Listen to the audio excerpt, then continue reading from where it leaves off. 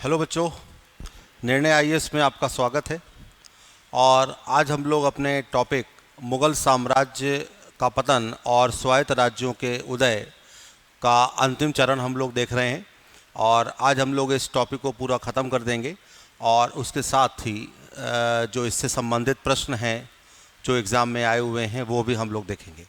तो मैं चाहूँगा कि इसमें आप लोग बने रहें और इससे फ़ायदा उठाएं। तो यहाँ पे हम लोगों ने पंजाब तक अभी डिस्कस किया था। अब कल हम लोगों ने यहाँ तक डिस्कस अपना हो गया था, रणजीत सिंह और पंजाब को शुरू करना था यहाँ से। तो अब यहाँ पे रणजीत सिंह को हमें समझना होगा। ये रणजीत सिंह की एक फ़ोटो है ना। रणजीत सिंह जो है वो सुकर चकिया मिसल में महासिंह के घर पैदा हुए और 1780 में इनका जन्म है और 1839 में इनकी मृत्यु है। तो इस तरीके से ये लगभग 59 साल ये जिंदा रहे। और पंजाब में इससे बड़ा शासक जो है वो और कोई नहीं हो पाया। ठीक है, तो यहाँ पर हम देखें तो काबुल के शासक जमान शाह का रणजीत सिंह को 1798 में राजा की उपाधि देना और लाहौर की सूबेदारी देना। तो ये जो जमान शाह है ये काबुल का शासक है और ये रणजीत सिंह को राजा की उपाधि दे रहा है और साथ ही साथ लाहौर की सूबेदारी भी दे रहा है। ठीक है, लेकिन बाद में हम देखते हैं कि भंगी मिसल से लाहौर और अमृतसर को छीन लिया गया और लाहौर को अपनी राजधानी बनाया गया। तो यहाँ पर देखिए, तो लाहौर जो है ये राजनैतिक राजधानी है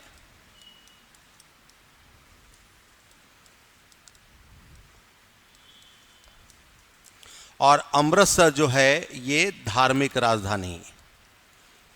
तो यहाँ पर हम ये कह सकते हैं कि रणजीत सिंह का जो साम्राज्य है उसमें मुख्यतः दो राजधानियाँ हैं, एक राजनीतिक राजधानी है और एक धार्मिक राजधानी है। अब जाहिर सी बात है कि जब रणजीत सिंह जो है वो लाहौर और अमृतसर को अपने वर्चस्व में ले चुके हैं और धीमे धीमे उनका साम्राज्य फैल रहा है, तो अब अंग्रेज़ों के साथ रणजीत सिंह की एक संधि हुई जो कि अमृतसर की संधि के नाम से प्रचलित है। और अमृतसर की संधि हुई 1809 में।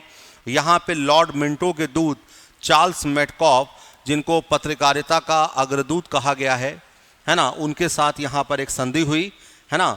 और इस संधि में ये निर्णय किया गया कि जो सतलज नदी है वहाँ ये इसकी पूर्वी सीमा होगी रणजीत सिंह की और सतलज नदी के पश्चिम में रणजीत सिंह अपना विस्तार कर सकते हैं। तो यहाँ पर जो ये संधि हो रही है, इस संधि में हम देख रहे हैं कि सतलज नदी जो है उसको पूर्वी सीमा यहाँ पर निर्धारित किया गया और ये जो पूर्वी सीमा है इसके आगे जो है वो ब्रिटिश क्षेत्र होगा और पश्चिम में हम देखते हैं तो यहाँ पर ये रणजीत सिंह का क्षेत्र यहाँ पर आएगा। ठीक है, तो अब यहाँ पर देखिए ये जो संधि हुई इसके पीछे भी थोड़ा सा हमको समझना होगा। 1808 में रणजीत सिंह जो हैं वो अंबाला और फरीदकोट पर कब्जा कर लेते हैं और धीमे धीमे वो अपने साम्राज्य क्षेत्र को और बढ़ाते जा रहे हैं। ठीक है, तो ये जो संधि हुई है ये भी कई बार एग्जाम में आ चुकी है। ठीक है, अब यहाँ पे क्या होता है कि शाह शुजा जो कि अहमद शाह अब्दाली का पौत्र है ना, वो अब उसको चूंकि उसके भाई ने गद्दी से हटा दिया था, तो यहाँ पे शाह शुजा जो है वो रणजीत सिंह से सहायता मांगने आता है और रणजीत सिंह जो है वो उसे दोबारा सत्तासीन करने में सहायता देते हैं। ठीक है, तो दोबारा सत्तासीन करने में यहाँ पर जो सहायता दी जा रही है वो रणजीत सिंह के द्वारा दी जा रही है। ठीक है, धीमे धीमे हम देखते हैं कि उत्तर पश्चिम में रणजीत सिंह अपने साम्राज्य का विस्तार करते जा रहे हैं। उत्तर पश्चिम में हम देखते हैं तो मुल्तान, कश्मीर, ये सारे क्षेत्र जो हैं वो रणजीत सिंह के क्षेत्र में आ गए और रणजीत सिंह का जो साम्राज्य है वो मुख्यतः 4 भागों में बटा हुआ है ना, मुल्तान, कश्मीर, लाहौर और पेशावर। ठीक है, तो इस स्लाइड से यदि हम देखें तो इस स्लाइड से संबंधित कुछ क्वेश्चन आए हुए हैं, जैसे रणजीत सिंह को राजा की उपाधि किसने दी और कब दी, और साथ ही साथ रणजीत सिंह ने लाहौर और अमृतसर को किस मिसल से छीना, राजनीतिक राजधानी कौन सी थी, धार्मिक राजधानी कौन सी थी, रणजीत सिंह का जो है वो लॉर्ड मिंटो के दूत चार्ल्स मैडकॉफ से अमृतसर की संधि करना। तो ये सारी चीज़ें जो हैं वो इस संदर्भ में हम देखते हैं कि धीमे धीमे बढ़ती जा रही हैं। ठीक है, 1809 में ही हम देखते हैं कि रणजीत सिंह जो हैं वो शाह शुजा की मदद कर रहे हैं और इसी मदद के बदले शाह शुजा जो है वो कोहिनूर हीरा रणजीत सिंह को वापस कर रहा है। तो जो हीरा नादिर शाह 1739 में ले जाता है वो वापस भारत में आता है, क्योंकि नादिर शाह से अहमद शाह अब्दाली और अहमद शाह अब्दाली के बाद उसका लड़का जमान शाह, जमान शाह के बाद उसका लड़का शाह शुजा। ठीक है,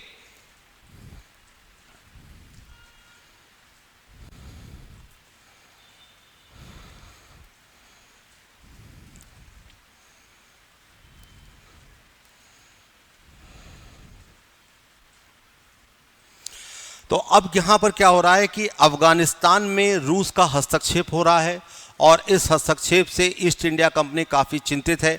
उसको ऐसा लग रहा है कि कहीं ऐसा ना हो कि रूस जो है वो भारत तक आ जाए। तो इस तरीके से चूँकि यहाँ पर जो 1809 की संधि हुई थी उसमें सतलज नदी को यहाँ पर पूर्वी सीमा निर्धारित किया गया था और इस पूर्वी सीमा के आगे आना जो है वो ज़रूरी था, नहीं तो अंग्रेजी सेना जो है वो उस क्षेत्र में जा नहीं सकती थी। अब अंग्रेजी सेना के साथ ये एक मजबूरी हो गई कि वो रणजीत सिंह के साथ एक संधि करे। तो यहाँ पर हम देखते हैं कि एक त्रिपक्षीय संधि होती है 1833 में, जहाँ पर ब्रिटिश सेना और शाह शुजा और रणजीत सिंह के बीच में एक संधि हो रही है। यहाँ पर दोस्त मोहम्मद को हटाकर शाह शुजा को काबुल का शासक बनाया जा रहा है और इस तरीके से रणजीत सिंह के साथ दो संधियां हो रही हैं, एक 1809 में और एक 1833 में। ठीक है, 1839 तक आते आते हम देखते हैं कि रणजीत सिंह की यहाँ पर मृत्यु हो जाती है। तो इस स्लाइड से भी कुछ क्वेश्चन आए हुए हैं, जैसे काबुल का शासक किसको बनाया गया, त्रिपक्षीय संधि किससे हुई, और यहाँ पर जो संधि हुई ये जो उसका सबसे बड़ा फ़ायदा ब्रिटिश सरकार को मिला कि पंजाब से गुजरने का एक रास्ता जो है वो यहाँ पर हम देख सकते हैं। ठीक है, तो इस तरीके से ये जो त्रिपक्षीय संधि है वो यहाँ पर समझने वाली है। चलिए आगे बढ़ते हैं। अब हम लोग रणजीत सिंह के प्रशासन के बारे में थोड़ा सा डिस्कस करेंगे, क्योंकि रणजीत सिंह के प्रशासन से भी प्रश्न आते हैं और यहाँ पर हमें समझना होगा। तो यहाँ पर यदि हम देखें तो रणजीत सिंह ने ब्रिटिश और फ्रांसीसी जो सैन्य व्यवस्था के आधार पर एक कुशल, सुप्रशिक्षित एवं सुसंगठित संग्रह सेना का गठन किया था और रंजीत सिंह जो हैं वो यूरोपीय प्रशिक्षकों का भी सहयोग ले रहे हैं। तो यूरोपीय प्रशिक्षकों में देखें तो यहाँ पे आलार्ड है, बेतुस है, कोर्ट है, एविटेबल, यहाँ पर इन सभी का सहयोग लिया जा रहा है। और ये जो रणजीत सिंह की सेना थी वो ऐसा कहा जाता है कि एशिया में दूसरे नंबर की सबसे शक्तिशाली सेना मानी गई। तो एशिया में दूसरी सर्वाधिक शक्तिशाली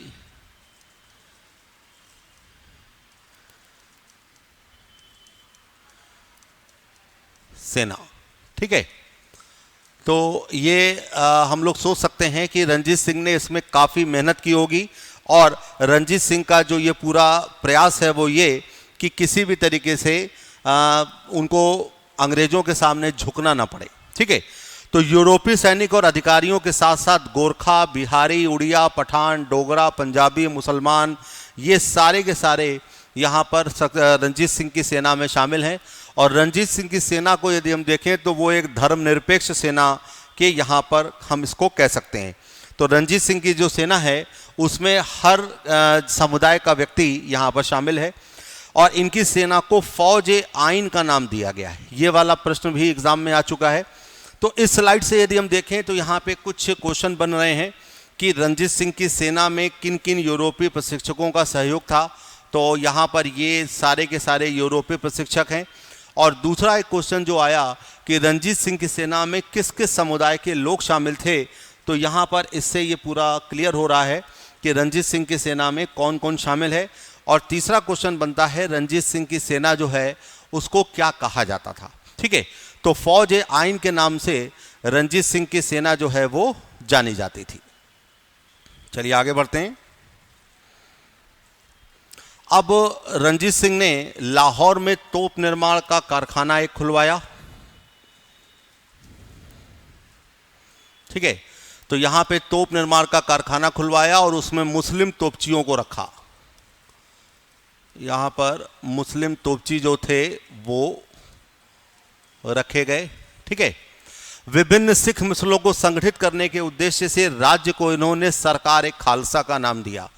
अब रंजीत सिंह ने चूंकि कई सारी मिसलों पर अधिकार लगभग जमा लिया था, क्योंकि कई सारे क्षेत्र जो थे उन्होंने जीते थे, तो अब रंजीत सिंह को ये लगने लगा कि कहीं ऐसा ना हो कि ये जो मिसलें हैं ये फिर से तितर बितर हो जाएं या असंगठित हो जाएं, जिसके कारण इनको फिर से वही स्थिति आ जाए जो नवाब कपूर सिंह के समय का हम लोगों ने डिस्कस किया था कि बंदा बहादुर की हत्या के बाद जो सिख समुदाय था वो तितर बितर होता जा रहा था, क्योंकि उनका नेतृत्व करने वाला कोई नहीं था।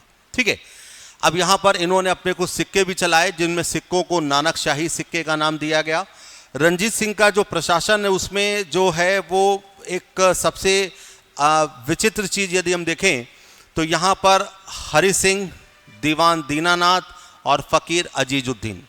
तो यहाँ पर दीनानाथ जो हैं वो वित्त मंत्री हैं और फ़कीर अजीबुद्दीन जो हैं वो विदेश मंत्री हैं। ठीक है, तो हरि सिंह नलवा है ना, दीवान दीनानाथ और यहाँ पे अजीजुद्दीन, ये इस तरीके का जो कॉम्बिनेशन है ये बहुत रेयर केस में हिस्ट्री में हमें मिल रहा है, जहाँ पे शासक जो है वो सिख है, वित्त मंत्री जो है वो एक हिंदू है और विदेश मंत्री जो है वो एक मुस्लिम है। ठीक है, संपूर्ण राज्य को यहाँ पे 4 सूबों में विभाजित किया गया और ये 4 सूबे थे मुल्तान, लाहौर, मुल्तान, कश्मीर और पेशावर। ठीक है, तो इस तरीके से ये 4 साम्राज्य, ये 4 हम कह सकते हैं क्षेत्र हैं, और इन्हीं 4 क्षेत्रों में रंजीत सिंह का जो पूरा साम्राज्य है वो यहाँ पर आता है।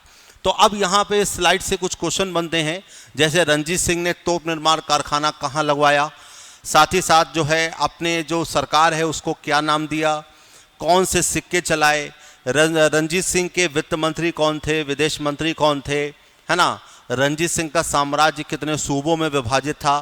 तो ये सारे के सारे जो प्रश्न हैं वो यहाँ पर हम देख सकते हैं। ठीक है, चलिए आगे बढ़ते हैं।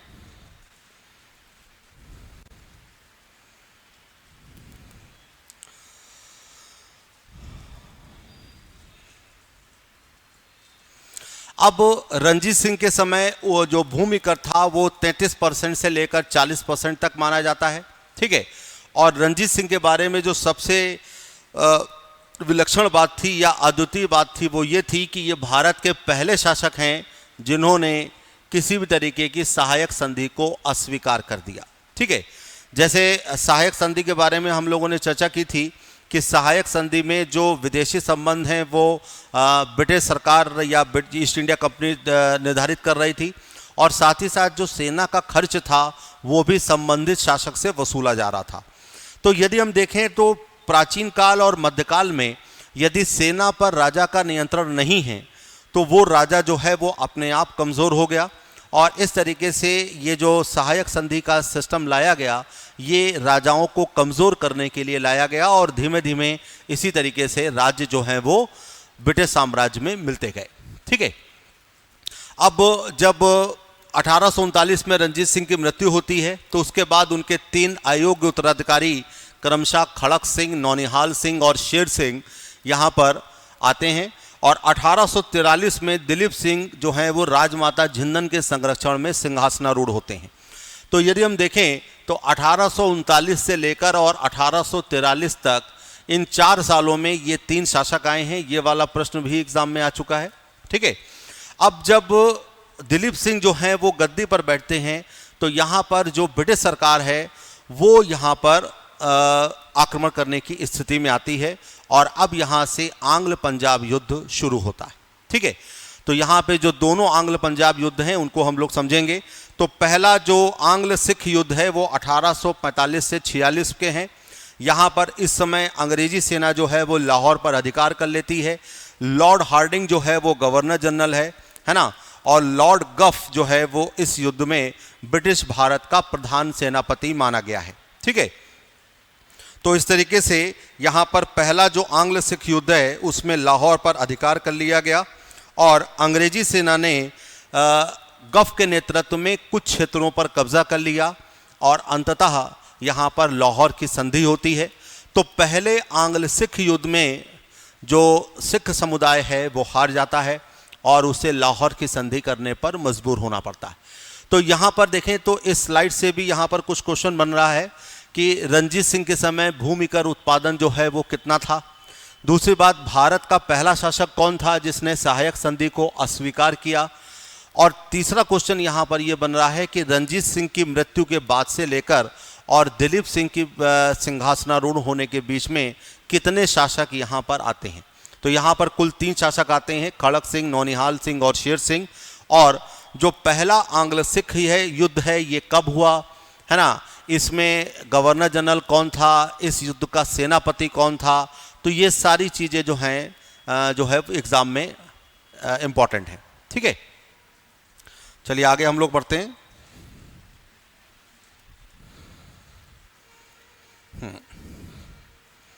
तो अब यहाँ पर जैसा भी हम लोगों ने देखा था तो अंग्रेजी सेना का गफ के नेतृत्व में 13 दिसंबर 1845 को मुदकी के नामक स्थान पर लाल सिंह के नेतृत्व वाली सिख सेना को पराजित किया गया। तो यहाँ पे जो पहला आंग्ल सिख युद्ध है इसमें जो सिख सेना है उसका जो हेड है या प्रधान सेनापति है वो लाल सिंह है और लाल सिंह को यहाँ पर गफ के नेतृत्व में मुदकी नामक स्थान पर हरा दिया जाता है। ठीक है, अब ये केवल एक हार नहीं थी, इसके अलावा भी कई सारी हार हुई। जैसे सिख सेनाओं को यहाँ पर फिरोज शाह, ओलीवाल, सोवराव इस तरीके से यहाँ पर ये पराजित हुए और अंग्रेजों के साथ इनको लाहौर की संधि करनी पड़ी। अब लाहौर की संधि जो है वो काफ़ी महत्वपूर्ण है। सबसे पहले तो इसकी जो डेट है वो थोड़ा सा ध्यान रखिएगा। लाहौर की संधि जो है वो 9 मार्च 1846 को होती है।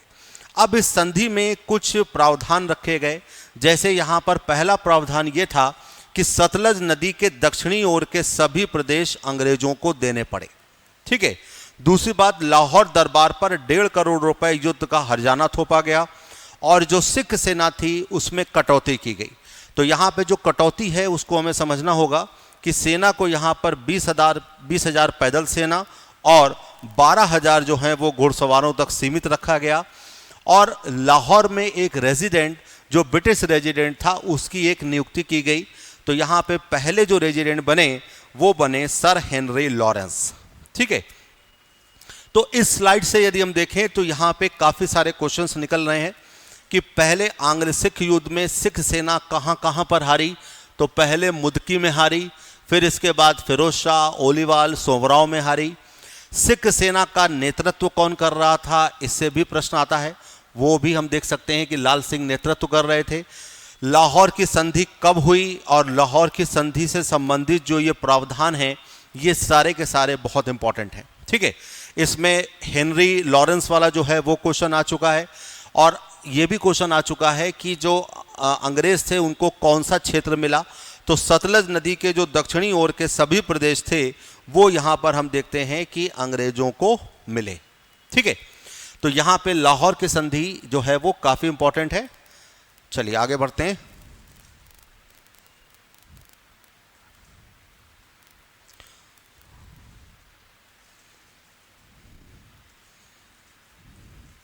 अब यहाँ पे इस संधि में ये भी कहा गया कि दिलीप सिंह यहाँ पे महाराजा होंगे और उनकी माताजी जिंदन को संरक्षिका बनाया गया।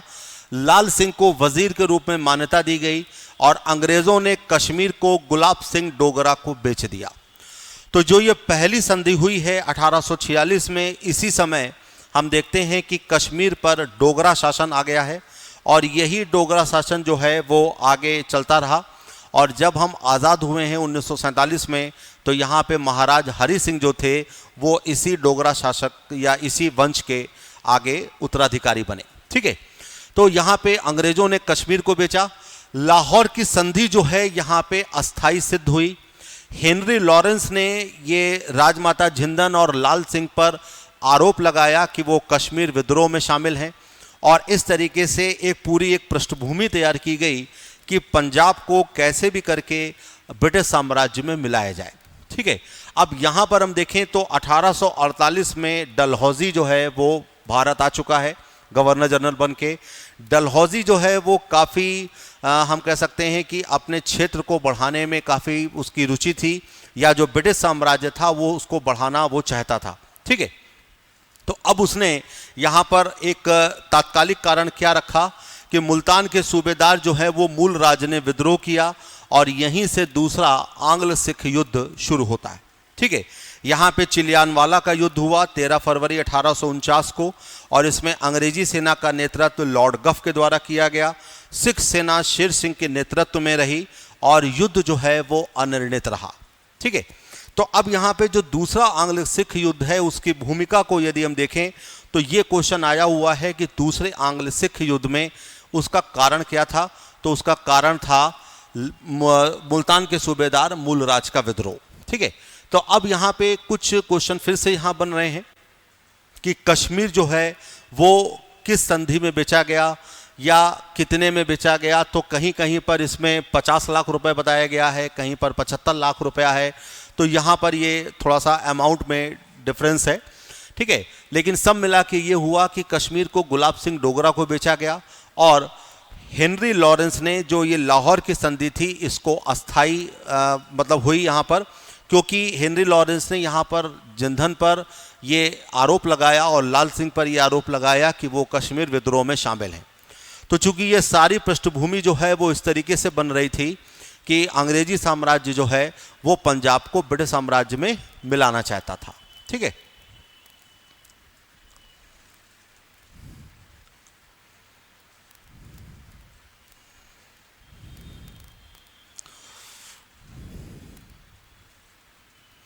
अब यहां पर लॉर्ड गफ के स्थान पर चार्ल्स नेपियर को प्रधान सेनापति बनाया गया, और चार्ल्स नेपियर को ही सिंध के विलय का भी श्रेय दिया जाता है। सिंध का विलय भारत में 1843 में हुआ, और ये घटना जो है वो उसके बाद की है। तो चार्ल्स नेपियर अपनी योग्यता को सिद्ध कर चुके थे, और लॉर्ड गफ के स्थान पर इनको यहाँ पर हम कह सकते हैं कि सेनापति बनाया जा रहा है। और नेपियर ने सिख सेना को 21 फरवरी 1849 को गुजरात के युद्ध में बुरी तरीके से पराजित किया। ठीक है, तो ये जो गुजरात का युद्ध है ये तोपों के युद्ध के नाम से भी प्रसिद्ध है, और इस स्थिति में जो ये युद्ध हुआ यहाँ पर हारने से सिख सेना जो है वो काफ़ी हद तक कमज़ोर हुई, और फाइनली हम देखते हैं कि हेनरी लॉरेंस जो ब्रिटिश रेजिडेंट थे, लॉर्ड एलन बरो जो पूर्व गवर्नर जनरल थे, उनकी इच्छा के विरुद्ध भी डलहौजी ने पंजाब को ब्रिटिश साम्राज्य में विलय कर लिया। ठीक है, तो डलहौजी ने 30 मार्च 1849, ये थोड़ी सी डेट ईयर गलत हो गया है, ये 1849 है। तो 30 मार्च 1849 को चार्ल्स नेपियर के नेतृत्व में पंजाब को अंग्रेजी राज्य में मिला लिया गया। दिलीप सिंह जो कि उस समय काफ़ी छोटे थे, तो उनको उनकी माताजी के साथ लंदन भेज दिया गया, और 5 लाख पाउंड की उनको वार्षिक पेंशन दी गई। डलहौजी ने दिलीप सिंह से ही कोहिनूर हीरा प्राप्त किया, और यही कोहिनूर हीरा जो है वो ब्रिटिश महारानी के ताज में हम देख सकते हैं। तो इस तरीके से हम देखते हैं कि पंजाब जो है वो ब्रिटिश साम्राज्य का एक हिस्सा बन गया, और उस हिस्से बनने में 2 युद्ध जो हैं वो यहाँ पर महत्वपूर्ण हैं। तो पहला आंग्ल सिख युद्ध और दूसरा आंग्ल सिख युद्ध के माध्यम से हम देखते हैं कि पंजाब जो है वो ब्रिटिश शासन में आ जाता है। तो अब यहाँ पर इस स्लाइड से क्या क्वेश्चन बन सकता है कि दूसरे आंग्ल सिख युद्ध में प्रधान सेनापति किसको बनाया गया, गुजरात का युद्ध कब लड़ा गया, और पंजाब के विलय के विरुद्ध कौन कौन थे। तो पंजाब के विलय के विरुद्ध हेनरी लॉरेंस और लॉर्ड एलन बरो थे, और पंजाब का जो विलय है वो किसके नेतृत्व में हुआ। तो यहाँ पर हम कह सकते हैं कि डलहौजी ने चार्ल्स नेपियर के नेतृत्व में यहाँ पर पंजाब का विलय किया। दिलीप सिंह और उनकी मदर को यहाँ पर इंग्लैंड भेज दिया गया, और कोहिनूर हीरा प्राप्त कर लिया गया। ठीक है, तो जो कोहिनूर हीरा नादिर शाह से अहमद शाह अब्दाली के पास जाता है, अहमद शाह अब्दाली के बाद जमान शाह के पास जाता है, जमान शाह के बाद शाह शुजा के पास जाता है, शाह शुजा से वापस रंजीत सिंह के पास आता है।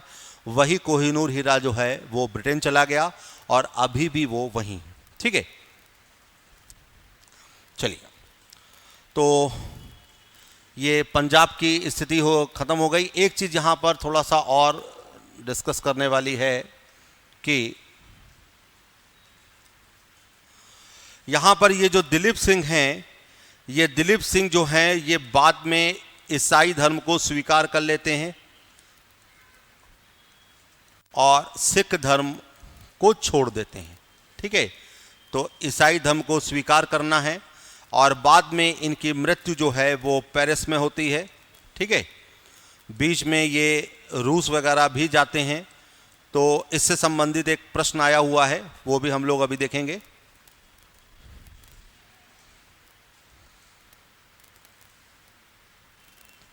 अब अंतिम जो राज्य है वो हम देखते हैं, वो बंगाल है, ठीक है। तो बंगाल हम देखें तो मुगल काल में बंगाल सबसे धनी प्रांत था और आज उस समय के बंगाल में यदि हम देखें तो आज का पूरा बिहार, आज का झारखंड, उड़ीसा, है ना, आज का बांग्लादेश, आज का पश्चिम बंगाल और उत्तर पूर्व के कुछ क्षेत्र भी यहाँ पर शामिल थे। तो ये काफ़ी बड़ा क्षेत्र था, कृषि के मामले में काफ़ी समृद्ध था और मुगल काल में जितने भी धनी प्रांत थे उनमें सबसे धनी बंगाल था। लेकिन यहाँ पर कुछ चीज़ें ऐसी थीं कि राजधानी दिल्ली से दूरी होने के कारण यहाँ के शासक जो थे वो केंद्रीय सत्ता से बार बार उनका एक वैमनस्य या विद्रोह चलता रहता था और वो बार बार यहाँ पर विद्रोह करते रहते थे। तो बंगाल सबसे धनी प्रांत है, अपनी समृद्धि और दिल्ली से दूरी के कारण केंद्रीय शासकों का यहाँ पर हम देखते हैं कि विद्रोह होता रहा और चूंकि दूरी काफ़ी ज़्यादा थी और इस कारण से जो दिल्ली में नेतृत्व बैठा हुआ था वो पूरी तरीके से बंगाल पर नेतृत्व या नियंत्रण नहीं कर पा रहा था। तो जो मुग़ल शासक में यदि हम देखें तो अकबर, जहांगीर, शाहजहां, औरंगज़ेब, तो यहाँ तक तो मामला सही था। लेकिन औरंगज़ेब के बाद जो भी शासक आए, तो जैसा अभी हम लोगों ने डिस्कस किया था, बहुत सारे राज्य जो हैं वो स्वतंत्र हुए और उनमें से बंगाल भी एक था, ठीक है। तो बंगाल जो है वो मुर्शिद कुली खान के नेतृत्व में पूर्ण स्वतंत्र हुआ। मुर्शिद कुली खान जो थे ये हिंदू थे और इनका एक्चुअल नाम था सूर्य नारायण मिश्रा और ये इन्होंने बाद में इस्लाम स्वीकार किया और इस तरीके से ये सूर्य नारायण मिश्रा जो थे वो मुर्शिद कुली खान बन गए। तो मुर्शिद कुली खान के नेतृत्व में ये पूर्ण स्वतंत्र होता है और मुर्शिद कुली खान एक साथ बंगाल, बिहार और उड़ीसा के सूबेदार बन जाते हैं। तो चूंकि उस समय के बंगाल में आज का बिहार और उड़ीसा शामिल था और ये पूरी जो सूबेदारी दी गई वो एक ही मानी जाती थी, ठीक है। मुर्शिद कुली खान, या हम कह सकते हैं कि जब औरंगज़ेब ने मुर्शिद कुली खान को बंगाल का सूबेदार बनाया तो उस समय जो राजधानी थी वो ढाका थी, जो कि वर्तमान में बांग्लादेश की राजधानी है। लेकिन जब मुर्शिद कुली खान के हाथ में सत्ता आई तो उन्होंने ढाका से हटाकर मुर्शिदाबाद में राजधानी को स्थानांतरित कर दिया। किसानों को यहाँ पर तकावी ऋण दिए गए और बंगाल में इजारेदारी प्रथा को शुरू किया गया। तो अब इजारेदारी व्यवस्था को हम देखें तो इजारेदारी क्या है? इजारेदारी को हम समझें तो ये है ठेके पर भू राजस्व वसूलना, ठीक है। ठेके पर भू राजस्व वसूलना और जो तकावी है वो क्या है? तकावी जो है उसको हम कहेंगे किसानों को दिया गया अग्रिम ऋण। किसानों को दिया गया अग्रिम ऋण। और ये ऋण क्यों दिया जा रहा था? खेती के लिए, ठीक है। तो मुर्शिद कुली खान के समय जो ये तकावी और इजारेदारी व्यवस्था यहाँ पर शुरू हुई, इस इजारेदारी व्यवस्था से क्या हुआ कि जो खजाना था वो तो काफ़ी भर गया, क्योंकि यहाँ पर ठेके पर भू राजस्व वसूलने का मतलब ये था कि जो जितना ज़्यादा का ठेका उठाता था उतना ही पैसा राजस्व में आता था। लेकिन यहाँ पे किसानों की स्थिति बहुत खराब हुई और तकावी ऋण से भी हम देखते हैं तो किसान जो हैं वो यहाँ पर ऋण ले रहे हैं और ऋण से जो खेती कर रहे हैं उससे बंगाल जो है वो धीमे धीमे जो धनी प्रांत है या समृद्ध प्रांत है उसी दिशा में आगे बढ़ रहा है। ठीक है, तो यहाँ पर हम ये कह सकते हैं कि तकावी ऋण और इजारेदारी व्यवस्था ने जो है वो कुछ हद तक किसानों का भला किया, लेकिन इजारेदारी व्यवस्था ने काफ़ी जो है वो नुकसान भी किया। ठीक है, चलिए आगे बढ़ते हैं।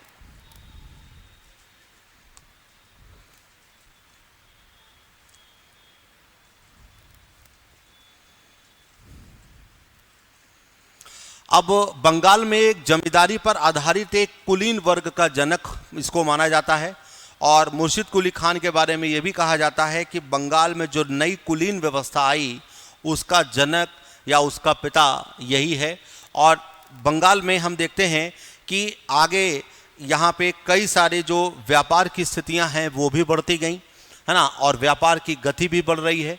1726 में मुर्शिद कुली खान की मृत्यु होती है और उसके बाद अगला नवाब बनता है सुजाउद्दीन।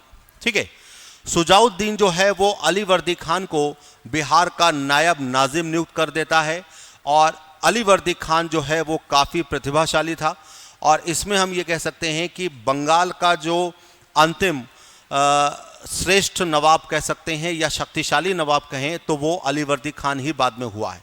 ठीक है, सुजाउद्दीन के बाद उसका पुत्र आलम उद दौला हैदर जंग सरफराज खान बंगाल का नवाब बना, लेकिन ये काफ़ी अयोग्य था और इसकी निष्क्रियता के कारण अली वर्दी खान को एक मौका मिला और अली वर्दी खान ने एक क्रांति की। तो वो जो क्रांति हुई वो हम कह सकते हैं कि 1740 में हुई और इस क्रांति में हाजी अहमद और जगत सेठ भी शामिल हैं। तो ये जो क्रांति होती है वो 1740 के आसपास हो रही है और यही क्रांति में अली वर्दी खान जो है बंगाल का नवाब बन रहा है। तो अब यहाँ से इस स्लाइड से कुछ क्वेश्चन आ रहे हैं, जैसे कुलीन वर्ग का या जो कुलीन प्रथा का जनक है वो कौन है। ठीक है, और दूसरी बात ये कि अली वर्दी खान को बिहार का नायब नाजिम कब नियुक्त किया गया और बंगाल में जो क्रांति हुई सरफराज खान के विरुद्ध उसमें अली वर्दी खान के साथ कौन कौन शामिल था। ठीक है, तो इस तरीके से यहाँ से कुछ क्वेश्चन बन सकते हैं।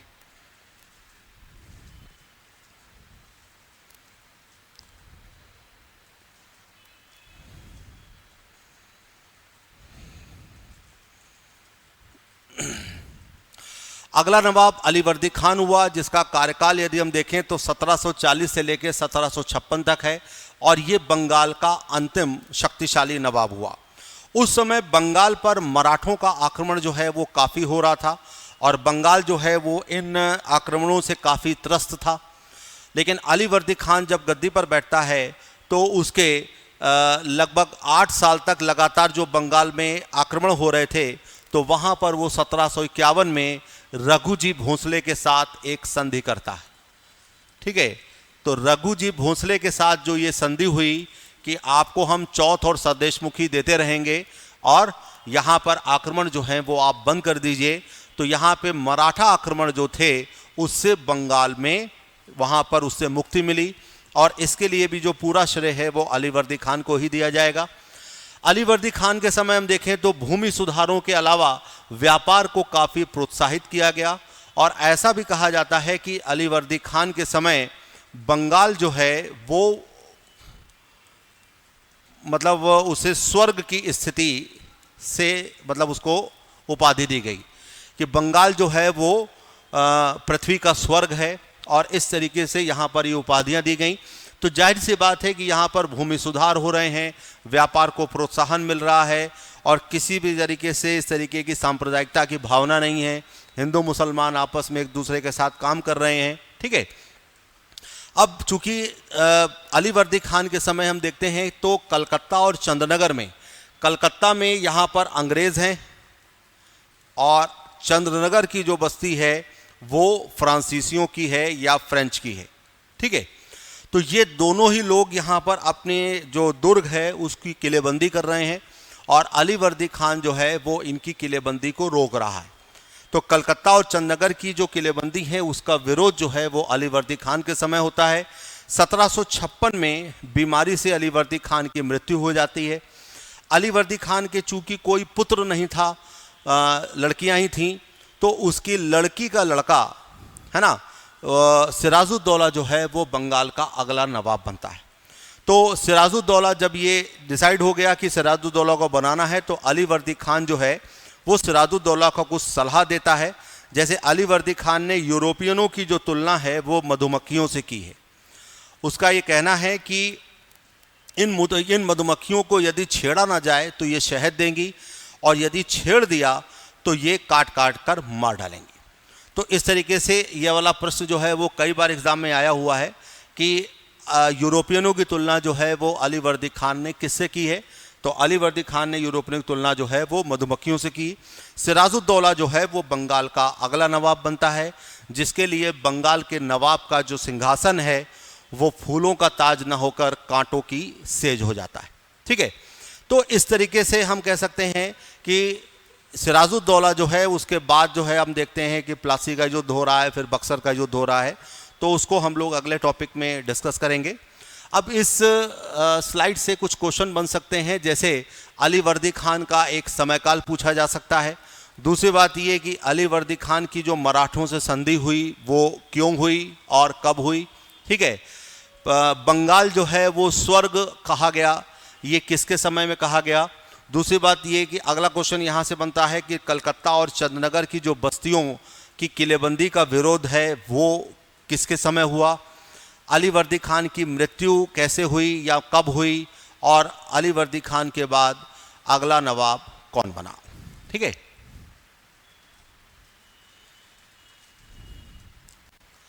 तो अब यहाँ पर हम लोगों ने पंजाब और बंगाल से संबंधित जो भी डिस्कस किया है उससे यहाँ पर अब हम लोग कुछ क्वेश्चन डिस्कस करेंगे। तो यहाँ पे पहला प्रश्न है कि रंजीत सिंह के राज्य में क्या क्या सम्मिलित था। तो यहाँ पे पहला है दिल्ली, काबुल, मकराना और श्रीनगर। तो दिल्ली तक रंजीत सिंह की सीमा नहीं थी। काबुल जो है वो अफगानिस्तान में है, यहाँ पर रंजीत सिंह का कोई प्रभुत्व नहीं है।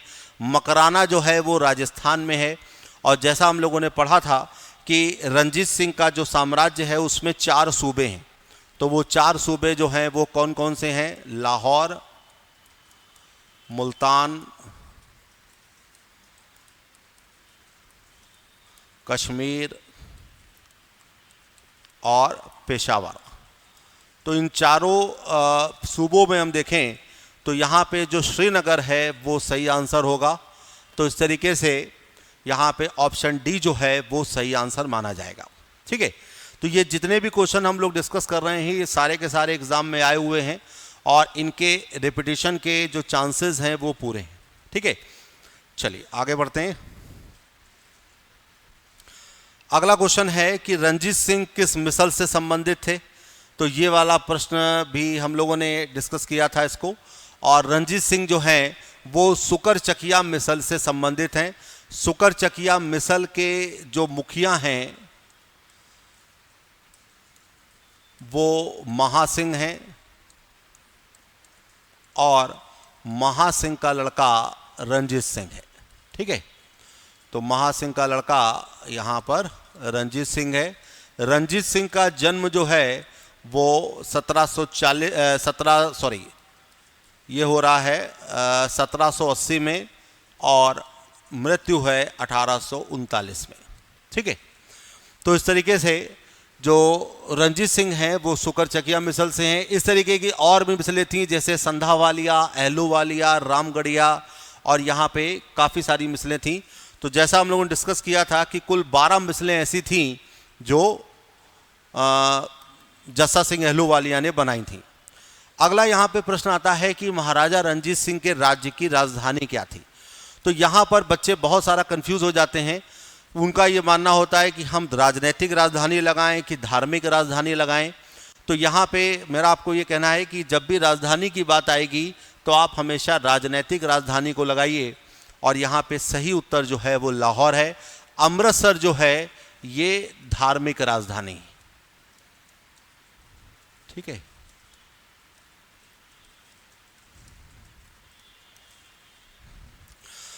तो रंजीत सिंह का जो साम्राज्य है उसकी राजधानी यदि हम देखें तो वो राजधानी हमें लाहौर दिखती है।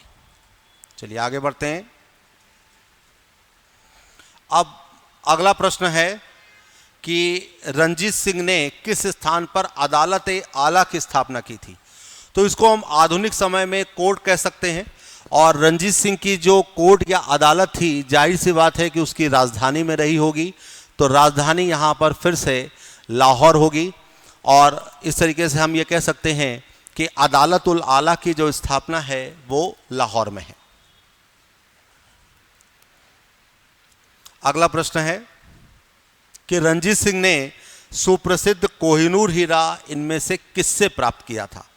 तो यहाँ पर हम लोगों ने इसको डिस्कस किया था कि रणजीत सिंह ने शाह शुजा की मदद की थी, और शाह शुजा को चूंकि उसके भाई ने गद्दी से उतार दिया था और काबुल की गद्दी पर बैठालने के लिए रणजीत सिंह के वो पास आया, और जब रणजीत सिंह ने उसकी मदद करके उसको गद्दी वापस या सत्तासीन कराने में सहायता की, तो शाह शुजा जो है वो यहाँ पे कोहिनूर हीरा रणजीत सिंह को दे रहा है। तो शाह शुजा को यदि हम देखें तो शाह शुजा जो है वो अहमद शाह अब्दाली का पौत्र है। अहमद शाह अब्दाली का लड़का जमान शाह है जिसने रणजीत सिंह को राजा की उपाधि दी, और जमान शाह का लड़का शाह शुजा है। तो इस तरीके से इसका आंसर ए होगा। अगला प्रश्न देखें तो यहाँ पर इसमें यह आ रहा है कि निम्नलिखित में से किसने ये कहा था कि ईश्वर की इच्छा थी कि मैं सब धर्मों को एक ही निगाह से देखूं, इसलिए उसने दूसरी आंख की रोशनी ले ली।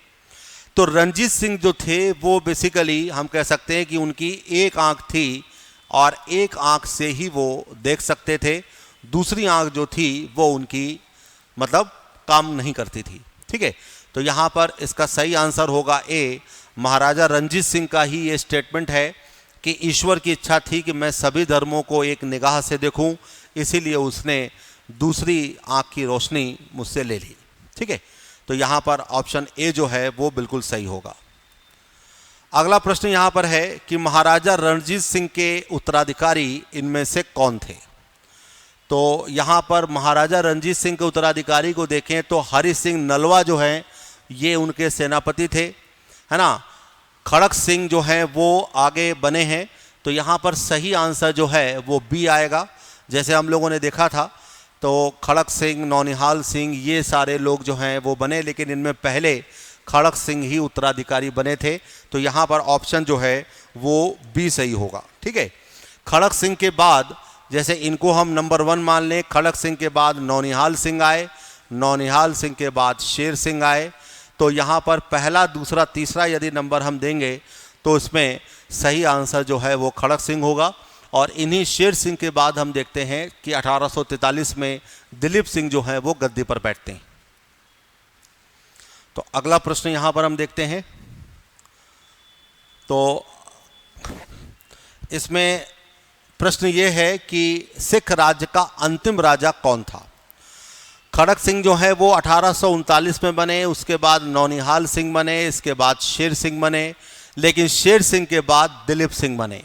तो दिलीप सिंह जो हैं वो 1843 से लेकर और 1849 तक पंजाब के राजा रहे हैं, और उसके बाद सिख साम्राज्य जो है वो ब्रिटिश साम्राज्य में मिला लिया गया।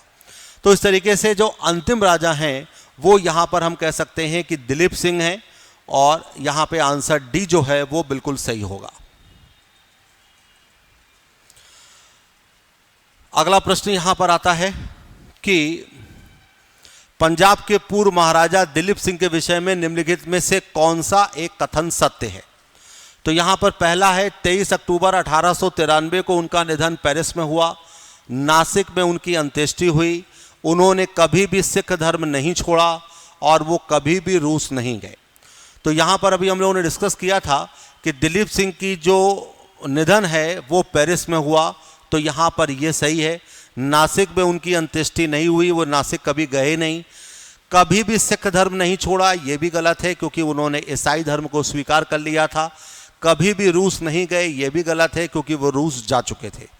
तो दिलीप सिंह के बारे में ये जितने भी कथन हैं इनमें जो सही आंसर होगा वो है 23 अक्टूबर 1893 को उनका निधन पेरिस में हुआ।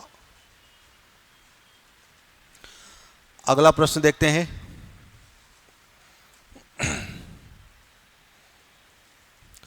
पंजाब के विलय के बाद पंजाब पर शासन करने के लिए निम्नलिखित में से कौन 3 की परिषद का सदस्य नहीं था?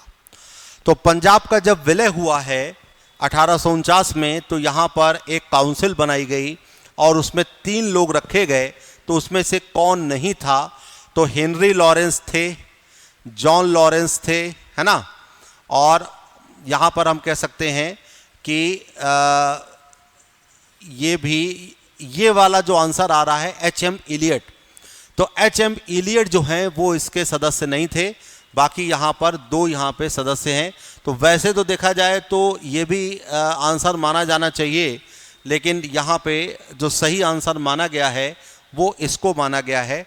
एच.एम. इलियट जो है वो यहाँ पर सही उत्तर होगा। ठीक है, अब अगला प्रश्न है कि निम्नलिखित में से कौन सा एक सही नहीं है? तो यदि हम चारों स्टेटमेंट को देखें तो पहला स्टेटमेंट है कि अली मर्दान खान ने बंगाल में राजस्व कृषि पद्धति को प्रारंभ किया। दूसरा है महाराजा रंजीत सिंह ने लाहौर में तोपों के निर्माण के लिए आधुनिक ढलाई खाने स्थापित किए। आमेर में सवाई जय सिंह ने यूक्लिड के रेखागणित के तत्वों का संस्कृत में अनुवाद करवाया। और मैसूर में टीपू सुल्तान ने श्रृंगेरी मंदिर में देवी शारदा की मूर्ति के निर्माण के लिए धन दिया। तो इन चारों स्टेटमेंट को हम देखें तो यहाँ पे जो दूसरा स्टेटमेंट है ये सही है। रंजीत सिंह ने लाहौर में एक तोपों के निर्माण के लिए ढलाई खाना स्थापित करवाया। सवाई जय सिंह ने यूक्लिड की जो रेखा गणित है, ज्योमेट्री, उसके तत्वों का संस्कृत में अनुवाद कराया, ये भी सही है। और टीपू सुल्तान ने श्रृंगेरी मंदिर में देवी शारदा की मूर्ति के निर्माण के लिए धन दिया, ये हम लोगों ने पढ़ा था। तो अब यदि हम देखें तो यहाँ पे सही आंसर आ रहा है ए, अली मर्दान खान ने बंगाल में राजस्व कृषि पद्धति को प्रारंभ किया। तो बंगाल में जो राजस्व कृषि पद्धति है इसको प्रारंभ किया था मुर्शिद कुली खान ने। तो मुर्शिद कुली खान को यदि हम देखें तो हम लोगों ने अभी डिस्कस किया था कि इनका जो वास्तविक नाम है सूर्य नारायण मिश्रा है। और बंगाल में जो राजस्व कृषि पद्धति की शुरुआत है वो हमें मुर्शिद कुली खान के समय देखने को मिलती है। तो यहाँ पे सही जो है वो ये वाला स्टेटमेंट नहीं होगा और जो गलत है वही हमारा सही आंसर है। तो इस तरीके से आंसर ए जो है वो बिल्कुल सही है। अगला प्रश्न हम देखते हैं। अगला प्रश्न है निम्नलिखित कथनों पर विचार करें। तो यहाँ पे पहला जो कथन है वो क्या है कि पानीपत के तीसरे युद्ध में अहमद शाह अब्दाली ने इब्राहिम लोदी को पराजित किया।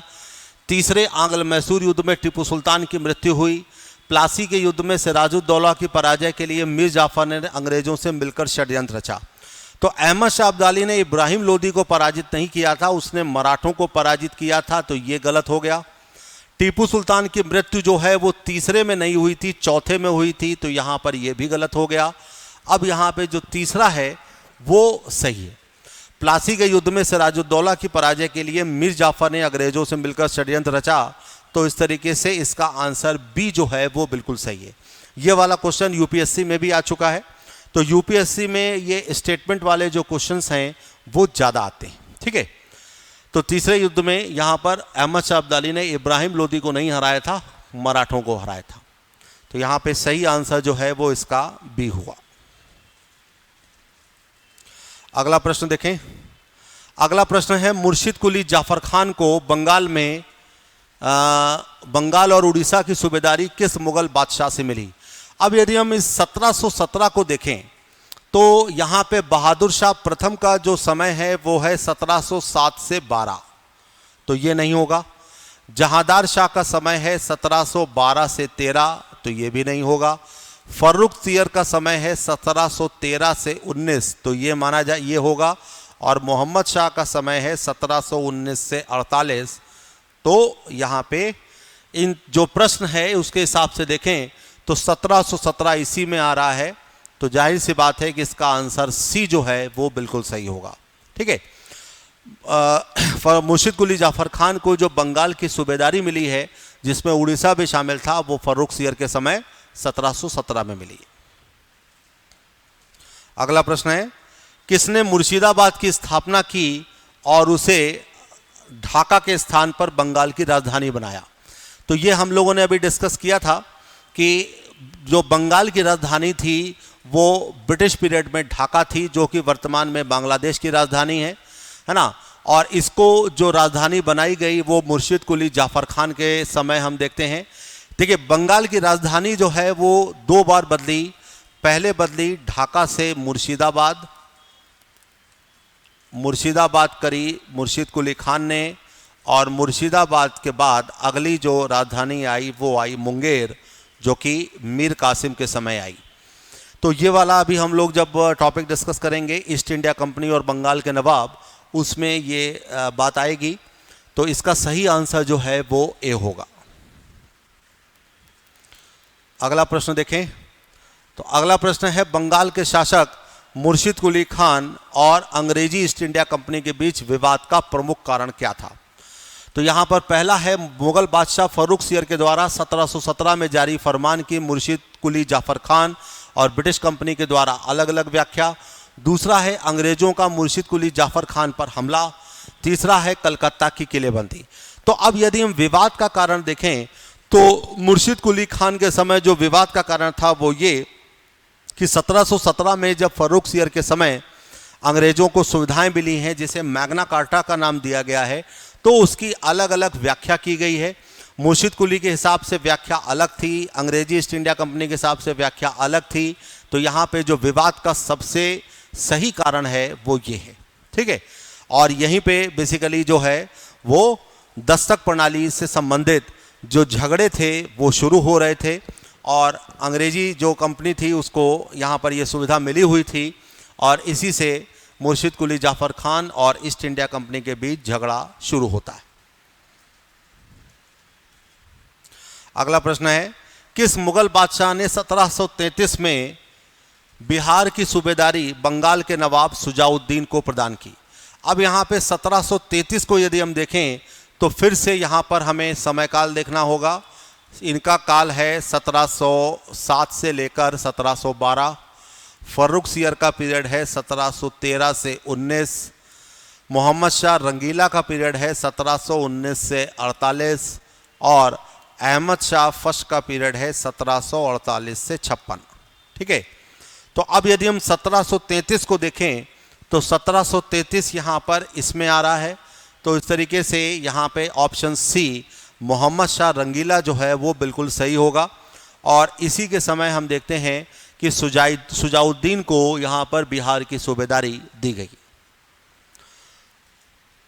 अगला प्रश्न है, बंगाल के किस नवाब ने यूरोपीय लोगों की तुलना मधुमक्खियों से की है और ये कहा है कि छेड़ा ना जाए तो शहद देगी, पर यदि छत्ते के साथ छेड़छाड़ की गई तो मधुमक्खियां काट काट कर प्राण ले सकती थी, ठीक है।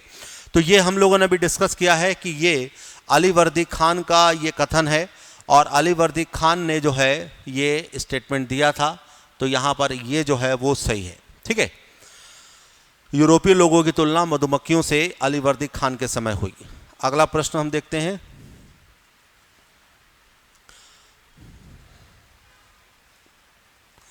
अगला प्रश्न है कि अंग्रेजों द्वारा कलकत्ता और फ्रांसीसियों के द्वारा चंदनगर की किलेबंदी का विरोध करते हुए बंगाल के किस नवाब ने कहा कि तुम व्यापारी हो, तुम्हें किले का क्या करना है, मेरे संरक्षण में रहते हुए तुम्हें शत्रुओं का कोई भय नहीं होगा। तो ये हम लोगों ने डिस्कस किया था कि कलकत्ता और चंदनगर की जो किलेबंदी का विरोध जो है वो अलीवर्दी खान के समय हुआ था, और यहाँ पर हम देखें तो सही आंसर भी यही है। अलीवर्दी खान के समय यहाँ पर ये अलीवर्दी खान ने स्टेटमेंट दिया है कि तुम्हें किसी तरीके का कोई भय नहीं होना चाहिए, तुम मेरे संरक्षण में रह रहे हो और तुम किसी भी तरीके से तुम्हें यहाँ पर डरने की ज़रूरत नहीं है। तो यहाँ पर ऑप्शन सी जो है वो बिल्कुल सही है। अगला प्रश्न देखते हैं। अगला प्रश्न है कि बंगाल का वो कौन सा नवाब था जो ये जानता था कि वो अंग्रेजों को बंगाल की भूमि से निकाल बाहर कर सकता है, किंतु ऐसी स्थिति में उसके ही शब्दों में समुद्र में आग लग जाएगी। तो ये वाला जो स्टेटमेंट है ये भी अलीवर्दी खान से ही जुड़ा हुआ है। अलीवर्दी खान जो था वो बंगाल का अंतिम शक्तिशाली नवाब माना गया, और उसका ये मानना था कि वो चाहता तो अंग्रेज़ों को बंगाल से बाहर निकाल सकता था, लेकिन कुछ ऐसे कारण रहे जिसके कारण वो ये कर नहीं पाया, और 1756 में उसकी मृत्यु हो गई। तो ये वाला जो मतलब क्वेश्चन है, तो ये जो शब्द हैं ये अलीवर्दी खान के ही द्वारा कहे गए थे। तो यहाँ पर option A is right answer. अगला प्रश्न है कि बंगाल के किस नवाब ने अपने उत्तराधिकारी को यह सलाह दी कि तीनों अंग्रेज, फ्रांसीसी और डच को एक साथ निर्बल करने का विचार मत करना। इन तीनों में अंग्रेज सबसे सशक्त हैं, पहले अंग्रेज़ों को ख़त्म करना या उनका अंत करना, और बाकी तुमको विशेष कष्ट नहीं देंगे। तो इसके बारे में जैसा अभी हम लोगों ने देखा था कि अलीवर्दी खान जो है वो अपनी लड़की के लड़के सिराजुद्दौला को अपना उत्तराधिकारी बनाता है और सिराजुद्दौला को वो ये सलाह दे रहा है कि तुम तीनों को एक साथ ख़त्म करने की कोशिश मत करना। ठीक है, तो यहाँ पर फिर से आंसर जो है वो ए हो जाएगा। अलीवर्दी खान जो है वही अपने उत्तराधिकारी को ये सलाह दे रहा है कि वो तीनों को एक साथ ख़त्म ना करे, सबसे पहले अंग्रेज़ों को ख़त्म करे, बाकी कष्ट देने वाले लोग नहीं। इसके बाद अगला प्रश्न आता है, बंगाल के नवाब अलीवर्दी खान का उत्तराधिकारी कौन हुआ? तो ये बहुत सिंपल क्वेश्चन है और इसका सही आंसर होगा ए, सिराजुद्दौला। सिराजुद्दौला केवल एक ही साल के लिए बंगाल का नवाब बना, 1756 से लेकर 1757, क्योंकि 1757 में प्लासी का युद्ध हो जाता है और इस तरीके से सिराजुद्दौला जो है बंगाल के नवाब से हटा दिया जाता है। अब अगला प्रश्न है कि सैनिक संगठन खालसा दल की स्थापना किसने की थी? तो ये जब मैं उस समय डिस्कस कर रहा था तब भी मैंने आपको बताया था कि इसमें बहुत सारे बच्चे आंसर ये लगाते हैं गुरु गोविंद सिंह, क्योंकि वो खालसा को मान के चलते हैं, जबकि खालसा दल की स्थापना नवाब कपूर सिंह के द्वारा की गई है ना। और इसी खालसा दल में कपूर सिंह ने जस्सा सिंह एहलूवालिया को इसका संरक्षक बनाया और जस्सा सिंह एहलूवालिया ने सिखों को 12 मिसलों में विभाजित कर दिया। तो इस तरीके से आंसर जो है वो इसका बी होगा। अगला प्रश्न है, रणजीत सिंह ने किस स्थान पर अधिकार करने के बाद महाराजा की उपाधि धारण की? तो महाराजा की उपाधि जो धारण है वो लाहौर जब जीता है तब की बात है और लाहौर को ही रणजीत सिंह ने राजधानी बनाई और ये उनकी राजनीतिक राजधानी थी।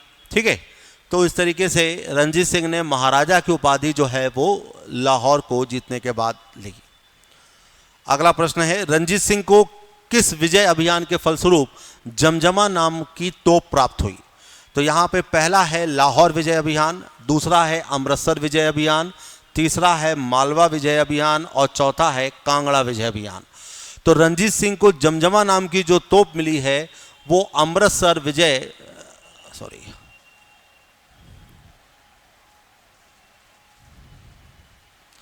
रणजीत सिंह को जो जमजमा नाम की तोप मिली वो अमृतसर विजय अभियान के समय मिली और ये जो तोप थी वो काफ़ी बड़ी थी, है ना। और इस तरीके से यहाँ पे काफ़ी चीज़ें हम देखते हैं कि अमृतसर विजय अभियान के समय मिल रही है, जिसमें एक तोप भी शामिल है।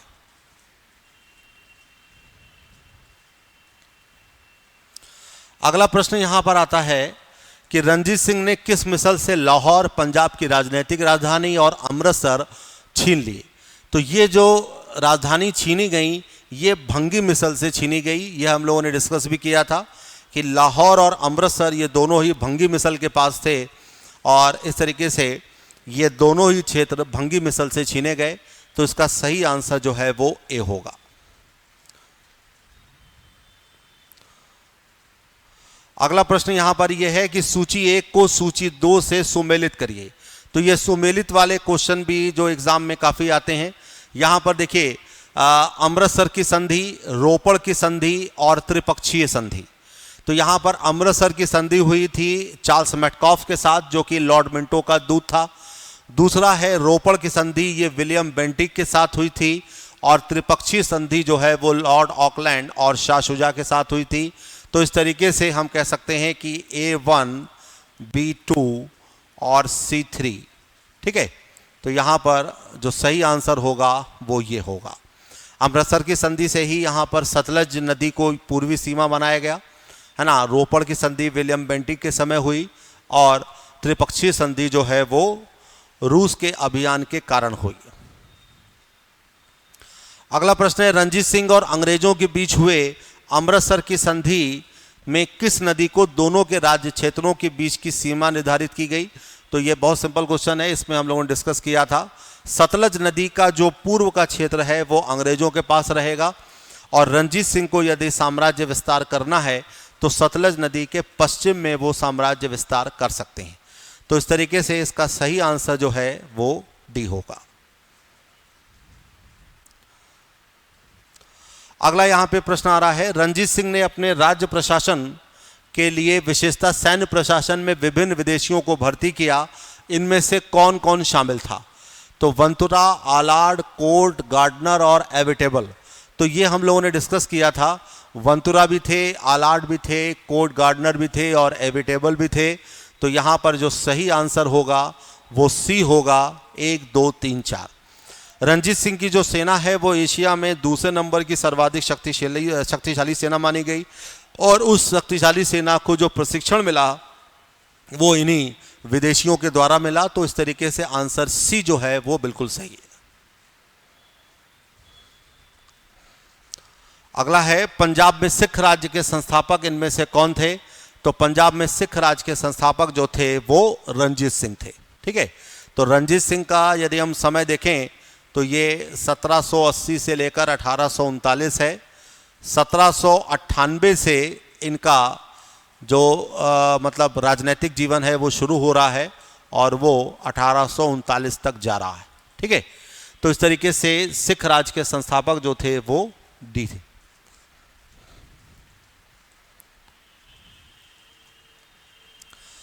अब अगला प्रश्न आता है कि प्रथम आंग्ल सिख युद्ध 1845 से 46 और दूसरे आंग्ल सिख युद्ध के समय पंजाब का शासक कौन था? ठीक है, तो जाहिर सी बात है कि खड़क सिंह नहीं थे, नौनिहाल सिंह भी नहीं थे, शेर सिंह भी नहीं थे। दिलीप सिंह जो हैं वो 1843 में शासक बनते हैं और 1849 तक शासक रहते हैं। तो इस तरीके से यहाँ पे जो सही आंसर होगा वो डी होगा। पहले आंग्ल सिख युद्ध और दूसरे आंग्ल सिख युद्ध के समय जो पंजाब का शासक है वो दिलीप सिंह है। ठीक है, तो एक प्रश्न यहाँ पर और आ रहा है, सूची 1 को सूची 2 से फिर से सुमेलित करना है ना। तो यहाँ पर लाहौर की संधि, भैरोवाल की संधि और पंजाब का अंग्रेजी राज्य में मिले। ठीक है, तो लाहौर की संधि 1846 की है, भैरोवाल की संधि भी 1846 की है और पंजाब का अंग्रेजी राज्य में विलय 1849 का है। तो इस तरीके से A1, B2 और C3 ये तीनों ही यहाँ पर सही आएंगे। तो यहाँ पर ऑप्शन जो ऑप्शन बी ना, ऑप्शन बी जो है वो बिल्कुल सही होगा, 1, 2 एंड 3।